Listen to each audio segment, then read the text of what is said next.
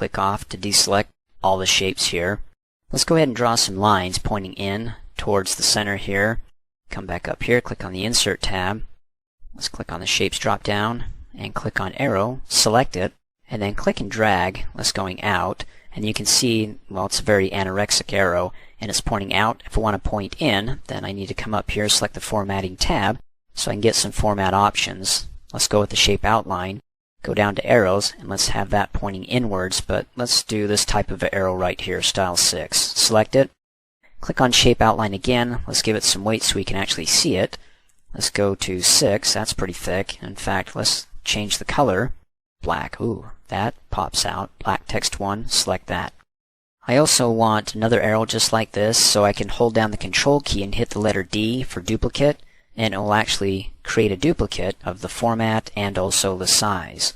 And in which case, when I'm done, I can go ahead and hover over the end handle for that arrow and click and drag it so it looks like it's coming from another direction. And then hover over the shape till I can see 4 arrows pointing in opposite directions, or all 4 directions, and then click and drag it so I can actually move the arrow. Next, let's go ahead and add some callouts. What are those? Well, click on the More drop-down arrow, come down here. They're actually little text boxes that have a little arrow pointing in that if you read any comic books, it's what the character is thinking or speaking, so we can go ahead and add one of those. Let me click on that one, the rounded one, and then you can see that I got that little plus sign. It's ready for me to go ahead and click and drag to create it. And then after I create it, I can go beyond the slide here if I'd like, and then just later on shrink it back in. Because I can hover over the right corner handle and then just click and drag to push it in. Holding down the Shift key will keep it proportional. And then you got a color here. If you want to use that color, great. If not, go ahead and click on the Shape Fill and choose another color. We can go with white if we want. And then we have the Shape Outline, which is, looks like blue. We can change that to maybe red. In any case, you pick what you want. And then that little tip of the callout, the little yellow diamond, you can actually click and drag that and move it right to the arrow so it's actually tied to that arrow. And then if the callout's too high, you can go ahead and hover over the border till you see 4-way arrow, click and drag to move that down, then hover over that yellow diamond, click and drag that to pull it up and put it at the tip of the arrow. And then go ahead, if you want, just start typing with the callout selected, which by the way, when I start typing, it's white text against a white background. That's not going to work. So I need to go ahead and come in here, click and drag to select the white text, hover slightly over to the right to bring up the mini formatting toolbar, and then choose a font color. Let's do red. There we go. Then I can come back in here, use the right arrow key. Yay, we're on target with cells. Then click off in a blank area, and hey, that's pretty cool, isn't it? I like it.